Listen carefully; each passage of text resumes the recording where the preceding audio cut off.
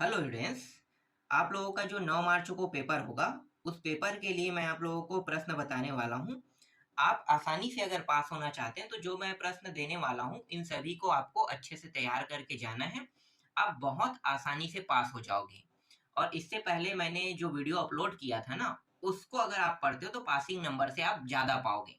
ठीक है, आपका प्रतिशत आएगा, बेस अच्छा रहेगा उसमें। और जो पढ़ाई में थोड़ा कमज़ोर है, जो रटने-उटने में माहिर है और गणित से डरते हैं, तो उनके लिए ये वीडियो है। बस इन सारे प्रश्नों को पढ़ के जाना, चाहे रट के जाओ, चाहे कुछ भी करके जाओ। इन प्रश्नों को अगर पढ़ के जाते हो तो आसानी से आप पास हो जाओगे। ये मैं आपको ये कह सकता हूँ, ठीक है? तो चलो मैं आपको बता देता हूँ कौन-कौन से प्रश्न पढ़ना है और अध्याय में मिलेगा वो भी मैं बता देता हूँ, ठीक है? तो देखो, अध्याय का नाम है 2 चरों का रैखिक समीकरण, ठीक है? 2 चरों के रैखिक समीकरण वाले अध्याय से जो 6 नंबर के प्रश्न आएँगे, उनको मैं बता देता हूँ। इससे पहले वाले वीडियो में मैंने पहले ही बता दिए है ना, तो जो प्रश्न पढ़ना है वो मैं पहले ही बता दिया हूँ। एक प्रश्न ये है, ये थोड़ा सा हम आगे बढ़ा लेते हैं। देखो, एक प्रश्न ये है, ये आसानी से आपको परीक्षा बोध परीक्षा सार में मिल जाएगा। आपके पास बुक भी होगा, गाइड भी होगा ना, उसमें भी मिल जाएगा। तो ये प्रश्नावली में आपको आसानी से मिल जाएगा। ध्यान देना, ठीक है? यहाँ पे क्या क्या है, समीकरण को हल कीजिए कह रहा है, ठीक है? और ये नाम है, तो ये प्रश्न आपको पढ़ के जाना है। 6 नंबर आपको आसानी से मिल जाएगा। इसमें ज़्यादा प्रश्न मैं आपको नहीं बताऊंगा, क्योंकि मैं आपको सिर्फ पासिंग मार्क का नंबर बता रहा हूँ ना, इसलिए कम रहेगा। दूसरा प्रश्न ये रहेगा, ठीक है? देख लो, अद्वितीय हल और कोई भी हल ना हो, ये कहा है ना, और के का किस मान के लिए पूछा है। दूसरा प्रश्न ये है। इनका उत्तर मैं आप लोगों को नहीं दिखा रहा हूँ, ये आसानी से मिल जाएगा, बहुत आसानी से। इसके बाद नेक्स्ट जो प्रश्न है ये आपका है, तीसरा प्रश्न, ठीक है? इसको भी आपको पढ़ के जाना है। आप चाहो तो इसको रट भी सकते हो, ठीक है? नेक्स्ट प्रश्न ये है, नेक्स्ट प्रश्न ये है, इसको भी आपको देखना है। 5 वर्ष पूर्व मेरी आयु मेरे पुत्र की आयु की तिगुनी थी। 10 वर्ष पश्चात मेरी आयु मेरे पुत्र की आयु की दुगनी हो जाएगी। मेरी व मेरे पुत्र की वर्तमान आयु ज्ञात कीजिए, कह रहा है। ये प्रश्न आपको पढ़ के जाना है। और इस अध्याय से और कौन सा प्रश्न है, ज्यादा प्रश्न मैं नहीं बता रहा हूँ, ठीक है? 4 ही 5 प्रश्न बता रहा हूँ इस अध्याय से। ये है नेक्स्ट प्रश्न। 2 अंकों वाली एक संख्या का 7 गुना अंकों को पलटने पर बनने वाली संख्या के 4 गुना के बराबर है तथा संख्या के अंकों का योग 3 है, वह संख्या ज्ञात कीजिए। ठीक है, ये जो प्रश्न मैंने बताया है, इन्हीं प्रश्नों को बस पढ़ के जाना है आपको। इसके बाद जो अगला अध्याय है वो मैं आपको बता देता हूँ। नेक्स्ट अध्याय से कौन सा पढ़ना है? हाँ, ये जो एक चर का द्विघात समीकरण है ना, इससे आपको सिर्फ और सिर्फ एक प्रश्न पढ़ना है, जो 6 नंबर में आपको देखने को मिल सकता है, ठीक है? तो ये वाला जो प्रश्न है, ये वाला प्रश्न, इसको पढ़ के जाना है, ठीक है? 6 नंबर में ये आपको देखने को मिल सकता है, ठीक? इसके बाद नेक्स्ट अध्याय दिखा देता हूँ। इस अध्याय का नाम है समांतर श्रेणी, अध्याय 4, ठीक है? समांतर श्रेणी अध्याय 4। तो अध्याय 4 से आपको कौन से प्रश्न पढ़ना है वो मैं बता देता हूँ, ठीक है? ये प्रश्न आपको एक तो पढ़ के जाना है, ठीक है? ये प्रश्न देख लो, ये वाला, किसी समांतर श्रेणी के n 2n 3n पदों के योग s1 s2 s3 हो तो सिद्ध कीजिए कि s3 बराबर 3 s2 माइनस s1, ठीक है? ये प्रश्न आपको पढ़ के जाना है, 6 नंबर का प्रश्न है। इसके अलावा आपको दूसरा ये प्रश्न पढ़ना है इसी अध्याय से, ठीक है? परीक्षा बहुत परीक्षा साल में बहुत आसानी से मिल जाएगा। यदि किसी समांतर श्रेणी का पीवा पद क्यूआ और क्यूआ पद पी हो तो सिद्ध कीजिए कि पी प्लस क्यूआ पद 0, ठीक है? ये प्रश्न आपको पढ़ के जाना है। यहाँ पे मैं सिर्फ आपको प्रश्न बस दिखा रहा हूँ, सारे प्रश्नों का उत्तर आपको आसानी से आपके परीक्षा बोध परीक्षा सार और गाइड में भी मिल जाएगा, ठीक है? जिनके पास परीक्षा बोध परीक्षा सार है वो लोग इसे बहुत आसानी से पा जाएंगे, सारे प्रश्न। अगला प्रश्न है, यदि ए बी सी किसी समांतर श्रेणी के पी वे क्यूए और आरवे पद है तो सिद्ध कीजिए, ठीक है? ये चीज आपको सिद्ध करके बताना है। तो ये प्रश्न भी आपको मिल जाएगा, ठीक है? इसको भी आपको पढ़ के जाना है। और इस अध्याय से सिर्फ 2 प्रश्न और है। देखो, एक प्रश्न ये है, 11 और -7 के बीच 5 समांतर माध्य ज्ञात कीजिए, ठीक है? ये प्रश्न है। और अगला जो प्रश्न है ये है, ये अंतिम प्रश्न है। 3 समांतर श्रेणी के n पदों के योग क्रमशः s1 s2 s3 है। यदि प्रत्येक श्रेणी का प्रथम पद 1 तथा सर्वांतर क्रमशः 1 2 3 हो तो सिद्ध कीजिए कि S1 प्लस S3 बराबर 2 S2।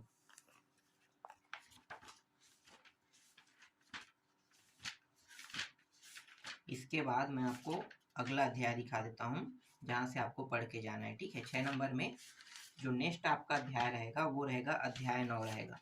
तो लाइट बंद हो गया यहाँ पे, थोड़ा सा रुक जाइए। हाँ, आगे अब स्टार्ट करते हैं। देखो अध्याय 9, अध्याय 9 क्या है भाई? त्रिकोणमिति समीकरण एवं सर्व समीकाएं, है ना। तो इस अध्याय में सारे प्रश्न मिलेंगे। अगर आपके पास परीक्षा बोध है, परीक्षा सार है, तो मैं अभी भी बोल रहा हूँ, ये आसानी से आपको बहुत आसानी से मिल जाएगा। बस आपको जो बताया जा रहा है उन प्रश्नों को आपको पढ़ के जाना है। तो एक तो प्रश्न ये है, देख सकते हो, सिद्ध कीजिए 1 minus cos theta upon 1 plus cos theta, ठीक है, अंडर रूट दिया है, बराबर cos theta minus cot theta, है ना। आप लोगों को एक चीज बता देता हूँ, जब आप बोर्ड का एग्जाम दिलाते हो ना, बोर्ड 10वीं 12वीं, ठीक है, ऐसे एग्जाम दिलाते हो, तो आपके पास परीक्षा बोध या परीक्षा सार होना बहुत जरूरी है। आप गाइड को कभी मत खरीदा करो, ठीक है। गाइड आपके लिए बेनिफिट नहीं होता है। ज्यादातर ना परीक्षा बोध परीक्षा सार बेनिफिट होता है, क्योंकि परीक्षा बोध परीक्षा सार में 80% प्रश्न रहते हैं। और अगर आपकी गाइड इनका अगर सहारा लेते हो तो उसमें प्रश्न तो हालांकि पूरे रहेंगे, लेकिन आपको जो प्रश्न हम जैसे मैं बता रहा हूँ तो वो प्रश्न आपको नहीं मिलेगा। तो ये मतलब ढूंढने में समय लगेगा, तो आप अपना समय जो है वेस्ट बस करेंगे, तो ये लॉस देखने को मिलता है। इसलिए जब भी आप 10th में हैं, है ना, तो आपके पास परीक्षा बोध परीक्षा सार होना चाहिए। इनमें से कोई एक ही चाहिए, दोनों की जरूरत नहीं है, ठीक है। या अगर आप 12th में हो तो भी आपको परीक्षा बोध परीक्षा सार रखना है। बाकी आप नॉर्मल एग्जाम के लिए, जैसे 9वीं है 11वीं है, अगर ऐसे एग्जामों के लिए आपके पास ना की गाइड ये सब चीज चल सकते हैं, क्योंकि जो प्रश्न है ना, वो प्रश्न पत्र जो है वो स्कूल सेट करता है, तो जो आपको पढ़ाया जाएगा उसी से प्रश्न आएगा। इसलिए परीक्षा बोध परीक्षा सार को ना बहुत जरूरी होता है, ठीक है। जैसे मैं प्रश्न बता रहा हूँ, ये उसमें आसानी से मिल जाएंगे। चलो अगला देखो, अगला प्रश्न है ये, सिद्ध कीजिए sine theta upon 1 plus cos theta plus 1 plus cos theta अपान साइन थीटा बराबर 2 कोसेक थीटा, ठीक है, ये प्रश्न। और इसके बाद इसमें और कौन सा पढ़ना है? हाँ, ये वाला पढ़ना है। देखो समीकरण हल कीजिए, ठीक है, ये वाला प्रश्न। नेक्स्ट प्रश्न मैं आपको बता देता हूँ, ये वाला भी 6 नंबर का है। देख सकते हो, आप चाहो तो इसको रट भी सकते हो। जिनको समझ में नहीं आ रहा है ना प्रश्न, मतलब गणित में ज्यादा होशियार नहीं है, तो उनके लिए ये आसान है कि आप पास होना चाहते हो तो इन सारे प्रश्नों को बस आपको याद करना है, जैसे भी करना चाहो कर सकते हो, ठीक है। एक प्रश्न ये है। अगला प्रश्न ये वाला प्रश्न है, ठीक है, ये प्रश्न। और इसके बाद नेक्स्ट प्रश्न है ये, सिद्ध कीजिए, ठीक है, ये प्रश्न है। हाँ ठीक है, इतना हो गया, बस इतना ही इसमें, ठीक है। अब अध्याय 10 पे आते हैं। देखो अध्याय 10 है ऊंचाई और दूरी, ठीक है, ऊंचाई और दूरी। तो ऊंचाई और दूरी से कौन कौन से प्रश्न आपको पढ़ के जाना है ये मैं आपको बता देता हूँ। तो एक तो प्रश्न ये है, इसके आने के चांसेस बहुत ज्यादा है, ठीक है। किसी मीनार के शिखर का धरातल के किसी बिंदु से उन्नयन कोण 30 अंश है। यदि मीनार की दिशा में 20 मीटर चलने पर शिखर का उन्नयन कोण 45 अंश हो जाता है, तो मीनार की ऊंचाई ज्ञात कीजिए, ठीक है, ये प्रश्न आपको पढ़ना है। इसके अलावा ये प्रश्न भी आपको पढ़ना है, ठीक है। किसी टीले के शीर्ष से मैदान में स्थित दो मकानों का अवनमन कोण जो कि टीले के विपरीत ओर है 30 अंश 60 अंश है। यदि टीले की ऊंचाई 60 मीटर हो तब मकानों के बीच की दूरी ज्ञात कीजिए, ये प्रश्न आपको पढ़ना है। इसके अलावा अगला जो प्रश्न है ये है, एक लड़का 30 मीटर ऊंचे एक भवन से कुछ दूरी पर खड़ा है। जब वह ऊंचे भवन की ओर जाता है तब भवन के शिखर का उन्नयन कोण 30 अंश से 60 अंश हो जाता है। बताइए वह भवन की ओर कितना चला।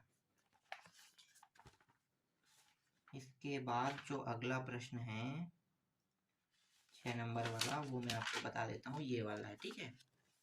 देखो तेज हवा वाला है, देख सकते हो, दो अलग अलग नामों से जाना जाता है। तेज हवा से टूटे पेड़ का सिरा झुककर पेड़ के पाद से 6 मीटर की दूरी पर जमीन को छूता है, ठीक है, आगे देख सकते हो।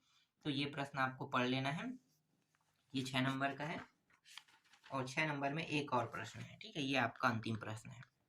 ये प्रश्न अंतिम प्रश्न है, किसी सीधी सड़क एक भवन के पात तक जाता है, ठीक है, तो ये आपको आसानी से परीक्षा साल में मिल जाएगा। अब मैं आपको 5-5 नंबर के प्रश्न बता देता हूँ। 5 नंबर के प्रश्न और 4 नंबर के प्रश्न, ठीक है, 4 और 5 मैं दोनों ले लेता हूँ इसमें।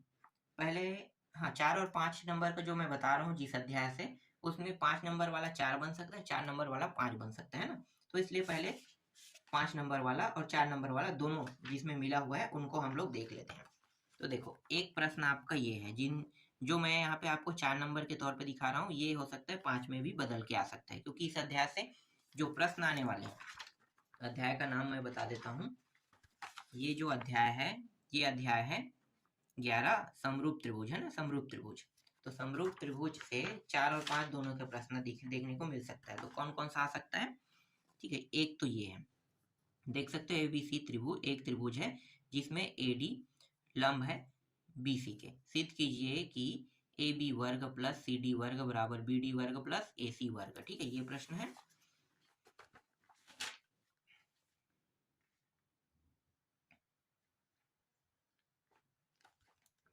सेकंड प्रश्न है ये वाला, ठीक है, दूसरा प्रश्न देख सकते हो, ये शाहिद एक खंभे की लंबाई वाला है ना, ये प्रश्न है।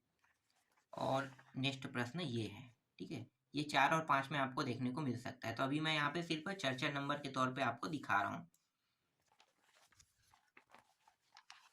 और ये प्रश्न भी इम्पोर्टेंट है, ठीक है, ये वाला प्रश्न एक त्रिभुज ABC जिसमें कोण C समकोण है, भुजाओं CA और CB वाला, ठीक है, ये प्रश्न आपको देखना है और देखो ये सिद्ध करके लाना है।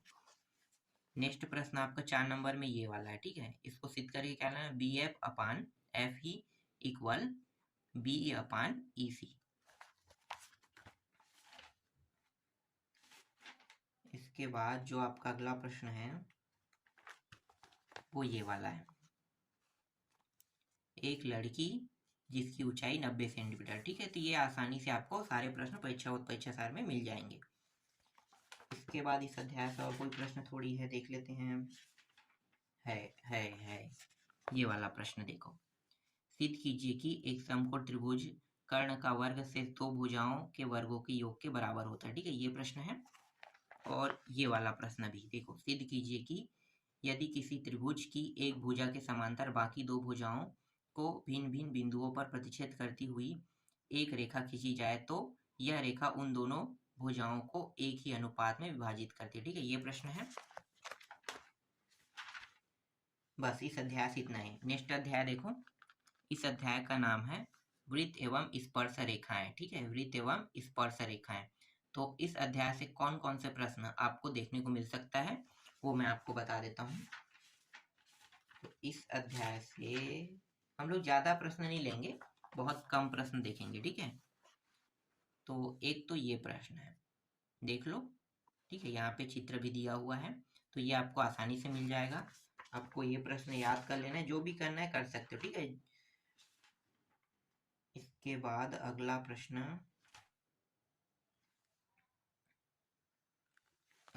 ये है, ये वाला देखना है, ठीक है, चक्री चतुर्भुज के समूह कोणों का योग 180 होता है, ठीक है, ये प्रश्न। नेक्स्ट प्रश्न आपको ये वाला देखना है, 4 नंबर का है, ठीक है, 4 नंबर में ये वाला प्रश्न भी आपको देखना है इसी अध्याय से।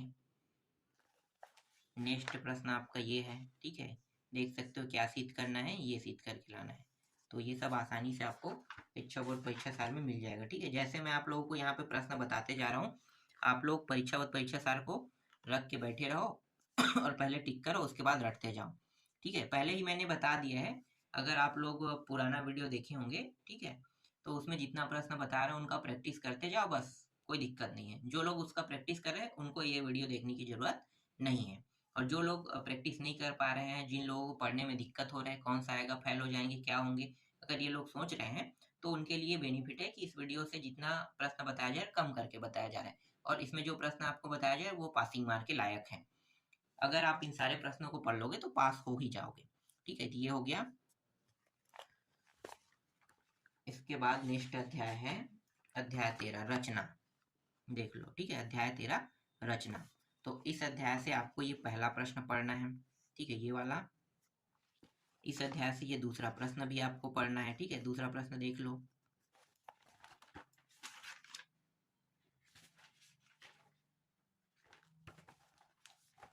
फिर इस अध्याय से ये वाला प्रश्न भी आपको पढ़ना है। देख सकते हो ना, पूरा प्रश्न का नाम और क्या क्या है ये सब आसानी से आपको मिल जाएगा। इसके अलावा और कोई प्रश्न है क्या? हाँ है इसमें, क्योंकि इस अध्याय से सिर्फ 5 नंबर के प्रश्न आते हैं और जो 11-12 है वहां से 4 नंबर के, है ना। तो थोड़ा बहुत अदला बदली कर सकता है। ये भी प्रश्न 5 नंबर के, इसको आपको पढ़ना है। इसके अलावा ये वाला प्रश्न, ठीक है, इसको भी आपको पढ़ के जाना है। देख सकते हो क्या कह रहा है ना। ये वाला प्रश्न भी आपको पढ़ के जाना है। 11वां प्रश्न हो गया। और है क्या इसमें? और इसमें है प्रश्न, ये वाला प्रश्न भी आपको पढ़ के जाना है, ठीक है। 14वां नंबर का, ये 15वां नंबर का, ठीक है। ये पुराना परीक्षा बोध है, फिर भी आपको नया परीक्षा बोध में ये सारे प्रश्न आसानी से मिल जाएगा। और एक प्रश्न और है ये वाला, ठीक है, इसको भी आपको पढ़ के जाना है। तो ये हो गया 5 नंबर का, है ना। 5 नंबर के एक अध्याय से और आने वाला है, तो उस अध्याय का नाम है, ये रहा, बैंकिंग एवं कराधान। तो बैंकिंग एवं कराधान से 5 नंबर के प्रश्न आएंगे। तो बैंकिंग एवं कराधान में कौन कौन से प्रश्न पढ़ना है? देखो, एक प्रश्न ये है, इस प्रश्न को इसमें जो प्रश्न आएगा, एक सावधि जमा खाता, एक आवर्ती जमा खाता से एक प्रश्न फिक्स है आना, ठीक है, फिक्स है आना। तो आपको ये जानना है कि सावधि जमा खाता जो है, इसके लिए आपको ये सूत्र लगाना है। जहां भी पूरे प्रश्न में सावधि दिया रहेगा तो एक प्रश्न अच्छे से रट लेना, उसके बाद ना बाकी प्रश्नों को देखोगे ना, आपको समझ में आ जाएगा कि सावधि से संबंधित प्रश्नों को कैसे बनाया जाता है, ठीक है। तो ये हो गया। जैसे यहाँ पे राम है, इसको बदल सकता है, इसमें कई बार ऐसा हुआ है ना। नाम को बदल देते हैं, राम को, यहाँ पे राशि को बदल देगा, 40 को 50 कर देगा, 1 वर्ष को 2 कर देगा और इसको भी बढ़ा देगा, है ना। बाकी सब सेम रहेगा। तो कुछ चीजों को बदल के ये लोग प्रश्न बना सकते हैं। ऐसा होते रहता है इस अध्याय में। जरूरी नहीं है कि जैसे यहाँ पे जो नाम है उसी नाम से दे, और जो बुक में है ना, जरूरी नहीं है उसी में से ही प्रश्न उठा के दे। कोई लोग नाम बदल के जो बुक में नाम नहीं है उसको भी दे सकता है। तो आपको ये चीज ध्यान देना है कि जब भी आप इस प्रश्न को समझते हो या बनाते हो या रटते हो ना, तो ये चीज ध्यान देना कि सावधि के लिए हमें सूत्र कौन सा लगाना है। सावधि के लिए आपको ये वाला सूत्र लगाना है, पूरा प्रक्रिया ऐसा होगा, है ना। समझ में आ गया। और आवर्ती के लिए आपको कौन सा सूत्र लगाना है? जैसे यहाँ भी नाम बदल दिया, रुपया बदल दिया, सब चीज बदल दिया, तो आपको ये वाला सूत्र लगाना है, ठीक है। ये कैसे हुआ, क्या हुआ, आपको समझ में आ जाएगा। थोड़ा सा आपको ध्यान देना है। समझ में आ गया। कुछ चीजें बदल के जरूर देंगे, लेकिन सूत्र आपको, जैसे देखो यहाँ पे कुछ भी लिखा हो, मुझे बस ये देखना है आवर्ती कहाँ लिखा है और सावधि कहाँ लिखा है। अगर आवर्ती कहीं पे जिक्र हो, इसका मतलब ये सूत्र, अगर सावधि का जिक्र हुआ, इसका मतलब ये वाला सूत्र मुझे लगाना है। समझ में आ गया। तो इसमें 3 टाइप के प्रश्न है, 2 टाइप तो मैंने बता दिया ना, और इन दोनों में से एक प्रश्न आएगा ही है, दोनों टाइपों में से एक प्रश्न ये है, आपको इसको भी देख लेना है। इसके अलावा ये वाला प्रश्न भी देख लेना है। ये वाला प्रश्न भी आप देखना है, रेशमा पंजाब वाला ना। और ये वाला भी देखना है, पद्मनी ने जिला सहकारी बैंक से 100 रुपये वाला है। तो यहाँ पे क्या जिक्र है? आवर्ती। सूत्र आपको पता है आवर्ती का, ठीक, जो मैंने बताया ना वहीं से आपको सूत्र ले लेना है, ठीक है। ये प्रश्न हो गया। इसके अलावा ये वाला प्रश्न भी आपको देखना है, ठीक है। ये प्रश्न हो गया। बस इसमें 5-6 प्रश्न है, बस इनको ही आपको अच्छे से प्रैक्टिस कर लेना, आसानी से बन जाएगा। मानों को बदल सकते हैं, नाम को बदल सकते हैं, जरूरी नहीं है जो प्रश्न बता रहा हूँ यही आए, थोड़ा सा चेंजेस होगा ही होगा, है ना। नहीं होगा तो वो अच्छी बात है कि पूरा पूरा उठा के दे दे, ठीक।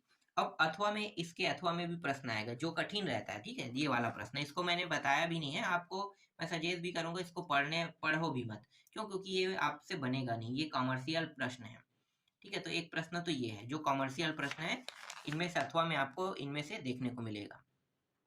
चाहो तो आप पढ़ सकते हो, अब मैं ये नहीं कहूंगा कि आप लोग पढ़ो मत, ठीक है। बहुत से बच्चे होशियार रहते हैं, इन सबको समझ जाते हैं टॉपिक को। तो ये प्रश्न एक हो गया। दूसरा प्रश्न ये हो गया, देख लो पूरा, है ना। यहाँ पे मैं थोड़ा थोड़ा करके दिखा देता हूँ। और ये क्या पूछा है भाई, देख लो, कर अदायगी वाला है ना। ये प्रश्न हो गया, 2 प्रश्न। और कोई प्रश्न है क्या? हाँ, 2 प्रश्न और है। एक प्रश्न ये हो गया, वित्तीय वर्ष 2008-9 रमेश वाला है ना, ये प्रश्न हो गया। और हाँ, 3 प्रश्न हो गए। और एक प्रश्न देखो यहाँ पे भी है, ये क्या है? आवर्ती जमा खाता से, है ना, आवर्ती जमा खाता से संबंधित प्रश्न है ये वाला, यहाँ भी आ गया था एक। बस 3 ही प्रश्न है। वो क्या बोलते हैं, आयकर वाला है ना, तो 3 प्रश्न आयकर वाला। अब चर्चा नंबर के प्रश्नों को देख लेते हैं। तो 4 नंबर वाला एक तो मैंने बता दिया है ना। अब और जो बाकी अध्याय है उनसे देख लेते हैं। तो सबसे लास्ट वाले अध्याय से शुरू कर लेते हैं। 16वां अध्याय से भी 4 नंबर के प्रश्न आने वाले हैं। तो 4 नंबर का प्रश्न 16वां अध्याय से कौन कौन सा आएगा वो देख लेते हैं। ठीक है, देखो ये है अध्याय का नाम, आंकड़ों का विश्लेषण। आंकड़ों के विश्लेषण वाले अध्याय से आपको चर्चा नंबर में कौन कौन से प्रश्न पढ़ना है मैं आपको बता देता हूँ। ये सबसे सरल अध्याय मैं मानता हूँ, क्योंकि एक अध्याय से 4 नंबर पाना बहुत आसान होता है। बस आपको याद रखना है कि करना क्या है, ध्यान देना। देखो एक ये प्रश्न हो गया, यहाँ पे पूछा क्या है, बहुलक। तो बहुलक आएगा, देखो 3 टाइप है इसके, बहुलक ज्ञात करना, माध्यिका ज्ञात करना और समांतर माध्य ज्ञात करना। तो तीनों के लिए सूत्र अलग अलग है, बस तीनों का सूत्र आपको याद रखना है ना। तो ये बहुलक ज्ञात करने वाला है, तो बहुलक ज्ञात करने के लिए आपको ये सूत्र करना है और ये इन सभी मानों को आपको निकालना है। ठीक है, जैसे कि यहाँ पे मैंने बता दिया है, यहाँ पे सब चीज बता दिया है कि क्या होता है। ठीक है, तो एक प्रश्न ये है, बहुलक के लिए इस सूत्र का उपयोग करना, थोड़ा समझने की कोशिश करना, बन जाएगा। ठीक है, अगला प्रश्न देखो, ये माध्य है, माध्यिका नहीं है ना, माध्य और माध्यिका अलग होता है। माध्य का मतलब यही समांतर माध्य है। ठीक है, समांतर माध्य ज्ञात करना। तो समांतर माध्य कैसे ज्ञात करते हैं, तो इसके लिए आपको थोड़ा सा देख लेना। ठीक है, यहाँ पे देखो हल भी कैसे किया है, इस प्रकार से। तो समांतर माध्य ज्ञात करने के लिए कहेगा, माध्य ज्ञात करने के लिए कहेगा, दोनों एक ही है, अलग नहीं है। ठीक है, समांतर माध्य माध्य ज्ञात करना, औसत ज्ञात करने के लिए कहेगा तो भी यही रहेगा। तो आपको ये चीज समझना है और ये सूत्र लगा के आपको हल कर देना है। ठीक है, ये दूसरा प्रश्न हो गया। और यहाँ पे देखो, देखो यहाँ भी क्या कह रहा है, समांतर माध्य कह रहा है, मतलब आपको पता चल गया ना क्या निकालना है। ठीक है, ये प्रश्न है। इसके बाद जो आपका अगला प्रश्न है इस अध्याय से, वो ये वाला है। देखो यहाँ पे बहुलक कह रहा है, बहुलक कह रहा है तो आपको सूत्र कौन सा लगाना है, ये वाला सूत्र। ठीक है, यहाँ पे देखो क्या कह रहा है, माध्यिका। अब आ गया है अगला, माध्यिका का अलग तरीके से हल होगा, मैंने बताया था ना माध्यिका के लिए। तो माध्यिका में आपको हल क्या करना है, इससे एक प्रश्न दिया रहेगा, आपको सूत्र ये वाला लगाना है। देखो इस तरीके से संचयी आवृत्ति निकालना है, n का मान। ठीक है, और इसको आधा कर देना है। देखो 16 हो गया, इसी को संचयी आवृत्ति कहते हैं। ठीक है, संचयी आवृत्ति के बाद ये वाला जो सूत्र है ये लगेगा माध्यिका के लिए। तो माध्यिका के लिए इस वाले सूत्र का उपयोग करना है और आगे हल करना है, बन जाएगा। ठीक, तो 3 टाइप के प्रश्न रहेंगे, इन तीनों में से दो टाइप के प्रश्न आपको देखने को मिलेगा, एक अथवा में और एक ऐसे नॉर्मल। ये प्रश्न भी इंपॉर्टेंट है, देख सकते हो। ठीक है, इसमें निकालना क्या है भाई, समांतर माध्य। समांतर माध्य आपको पता है कैसे निकाला जाता है ना।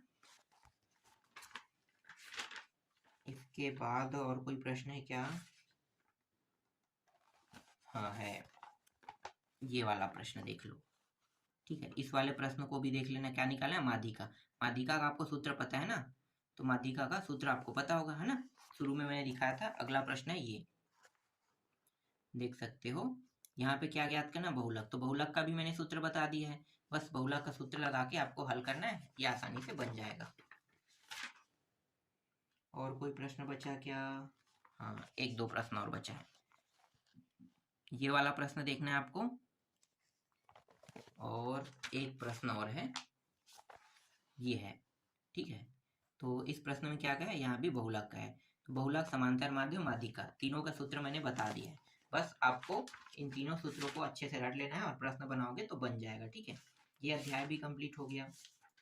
इसके बाद अध्याय, नेक्स्ट अध्याय जहाँ से 4 नंबर के प्रश्न आने वाले हैं, उस अध्याय का नाम बता देता हूँ। देखो अध्याय 15 है, अध्याय 15 है ना। अध्याय 15 क्या है, ठोस आकृतियों का पृष्ठीय क्षेत्रफल एवं आयतन। इस अध्याय से भी 4 अंक के प्रश्न आने वाले हैं। तो कौन कौन से प्रश्न आएंगे उनको मैं आपको बता देता हूँ।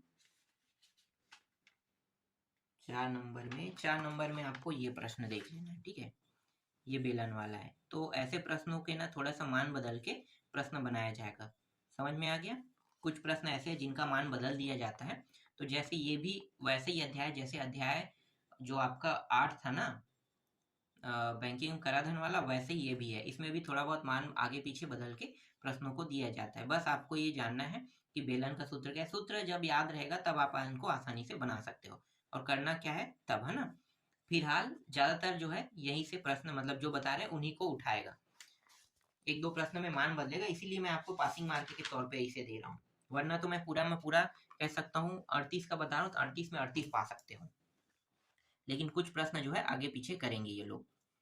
ठीक है, ये प्रश्न भी आपको पढ़ना है। ठीक है, 4 नंबर में ये वाला प्रश्न भी देखना है। इसके अलावा ये वाला, ठीक है, 10वां का दूसरा ये भी है, ये 10वां का तीसरा। ठीक है, तीनों एक जैसा है, बस यहाँ पे क्या बदल दिया, 22 को बदल यहाँ पे 44 कर दिया किसी में। ठीक है, किसी में इसी को 88 कर दिया है। ठीक है, तो इसी तरीके से बदल बदल के ये लोग दे रहे हैं। इसके बाद जो अगला प्रश्न है, जो 4 नंबर में आपको देखने को मिल सकता है, ये प्रश्न है। यदि एक शंकु के आधार का व्यास वाला है ना, तो ये प्रश्न आपको 4 नंबर में देखने को मिल सकता है। 4 नंबर में ये वाला प्रश्न भी आपको देखने को मिल सकता है। ठीक है, 4 नंबर में ये वाला प्रश्न भी आपको देखने को मिल सकता है। ये छोटा प्रश्न है, 4 नंबर में तो नहीं आएगा, छोड़ देते हैं, चलो छोटा प्रश्न क्यों देखें। ये प्रश्न है, ठीक है, ये 4 नंबर वाला प्रश्न ये है। और अगला आपका ये वाला प्रश्न है। ठीक है, 4 नंबर में देखने को मिल सकता है ये। इसके अलावा और कोई प्रश्न है क्या? ये दोनों। ठीक है, एक ये वाला प्रश्न जो आपको 4 नंबर में देखने को मिल सकता है, और ये वाला प्रश्न जो आपको 4 नंबर में देखने को मिल सकता है। तो इतने प्रश्नों को आपको देखना है। ठीक है, तो ये हो गया। अब कौन सा अध्याय बचा? अध्याय, हाँ, लास्ट वाला जो है वो बचा है ना, तो मैं बता देता हूँ कौन कौन से प्रश्न आपको पढ़ना है। इसमें मैं बहुत ज़्यादा प्रश्न आपको नहीं बता रहा, बहुत कम करके बता रहा हूँ। तो कहाँ गया प्रश्न? ये रहा। ठीक है, प्रवणता, 1 मिनट, अध्याय का तो नाम मैं बताना भूल गया ना। देखो, ये है निर्देशांक ज्यामिति, अध्याय 6 निर्देशांक ज्यामिति से आपको देखने को मिलेगा। निर्देशांक ज्यामिति वाले अध्याय में आपको ये प्रश्न देख लेना है। ठीक है, ये आपका हो गया प्रवणता वाला। ठीक है, एक दूसरा प्रश्न ये है, देख सकते हो। ठीक है, ये दूसरा प्रश्न है। क्या करने के लिए कहा है, ये आपको आसानी से मिल जाएगा प्रश्न, उसके बाद इसको समझ जाना। ठीक है, बना के देखना चाहो तो बना के भी प्रैक्टिस कर सकते हो, और माइंड से रटना चाहो तो माइंड के थ्रू भी रट के आप प्रैक्टिस कर सकते हो। ऐसे प्रश्नों को जो आपको समझ में नहीं आता है ना, माइंड के थ्रू रटने की कोशिश करना, और इसे बार बार ना, क्योंकि बनाते जाओगे तो आपको बहुत टाइम लगेगा। हाँ, जहाँ पे भूलने का आपका ऐसा लगता है कि आप वहाँ पे भूल रहे हो ना, तो वहाँ पे दोबारा खोल के फिर से उस जगह को देखो, और फिर से माइंड से ना सोचने की कोशिश करना, तेजी से सोचना। ठीक है, थोड़ा सा माइंड में प्रेशर रहेगा, सिर भी दर्द करेगा। तो इसके लिए मैं आपको बता देता हूँ कि ये प्रक्रिया जो है ये नाइट में उपयोग करना। ठीक है, सोने से पहले आप लोग ये सारे प्रश्न फटाफट फटाफट सोचना, क्योंकि अगर आप पहले ही सोचने लगोगे और माइंड में प्रेशर दोगे तो बहुत तेज दर्द होता है। क्योंकि ये प्रक्रिया जो है ना, मैं कॉलेज में उपयोग करता था। जितने प्रश्न बना के देखता था, प्रैक्टिस करने के बाद माइंड में उसे सोचता था, तो मैं अगर इसे पहले कर देता था ना, तो माइंड इतना दर्द करता था, बहुत ज़्यादा पेनफुल दर्द होता था। और उसके लिए जो ठंडा वाला तेल है ना, वो मैं यूज करके सोता था। तो ये प्रक्रिया जो है सोने से पहले नाइट में करना है, क्योंकि बहुत तेज दर्द है माइंड का। अगर आप ज़्यादा उपयोग करोगे ना तो काफ़ी दर्द होता है। और इसमें ना माइंड का जो उपयोग करते हो, ये बहुत, जैसे वर्तमान में आप 1 से 2% 3% करते हो ना, तो जो कहते हैं ना माइंड का जो उपयोग है वो बढ़ते जाता है। तो उस समय आप किसी चीज दूसरी चीज को नहीं सोचते हो, उस समय आप पूरी तरीके से उसमें कौन एकदम सोचने में व्यस्त हो जाते हो। तो उस समय माइंड का जो पावर है वो बढ़ जाता है, इसलिए माइंड में दर्द होने लगता है। ठीक है, क्योंकि याद करने की क्षमता को बढ़ाते हैं उस समय। तो ये हो गया। और एक प्रश्न इसको दिखाया हूँ कि नहीं दिखाया हूँ, ये वाला प्रश्न। ठीक है, ये वाला देख लो, ये प्रश्न भी है। और यहाँ पे ये वाला प्रश्न देख लो, एक प्रश्न ये है, और यहाँ पे ये अंतिम प्रश्न, ये 5 ही प्रश्न है, 5-6 प्रश्न है ना, ये प्रश्न है। अब आपको मैं बता देता हूँ अध्याय 7 से। ये अध्याय 7 है, आलेख। आलेख में जो प्रश्न दिया हुआ है ना, यहाँ पे कुछ प्रश्न है, इसे थोड़ा सा मैं छोटा कर लेता हूँ। ठीक है, अब दिखाई दे रहा है। तो ये जो प्रश्न है देख लो, ये डिब्बा दिखाई दे रहा है। ठीक है, मान वाला। इसमें ज़्यादा प्रश्न नहीं बताऊंगा, 4-5 प्रश्न बताऊंगा। ठीक है, ये एक प्रश्न हो गया। इसमें जितना भी मैंने पहले टिक कराया था वो तो आपको पढ़ना है, लेकिन वो चीज़ नहीं पढ़ रहे हैं तो आप कम करना चाहते हो तो कम करके पढ़ सकते हो ना। और जो लोग पुराने वीडियो को देख रहे हैं उनको इस वीडियो को देखने की ज़रूरत नहीं है। तो कोई ज़्यादा आपको दिक्कत नहीं होगा, ठीक है, उसमें आपको ज़्यादा नंबर मिलेगा, इसमें थोड़ा सा कम हो जाएगा। तो ये वाला प्रश्न हो गया। ये वाला तीसरा प्रश्न भी आपको देखना है, ठीक है, देख सकते हो नाम उम सब चीज़ क्या है ना। इसके बाद ये अगला प्रश्न देख लो, ये रहा, इसका कुछ हिस्सा यहाँ पे है, ठीक। तो ये हो गया और ये आपका अंतिम प्रश्न है, ये वाला आपका अंतिम प्रश्न है, तो पूरा देख लो, ठीक है। तो ये रहा, बस 4 नंबर, 5 नंबर और 6 नंबर से जितने प्रश्न आपको देखने को मिल सकता है वो सारे मैंने आपको बता दिए, बस आपको इन सारे प्रश्नों की प्रैक्टिस करना है। अब आपका 2 नंबर 3 नंबर वाला बाकी है, ये भी आपको जल्द से जल्द मिल जाएगा।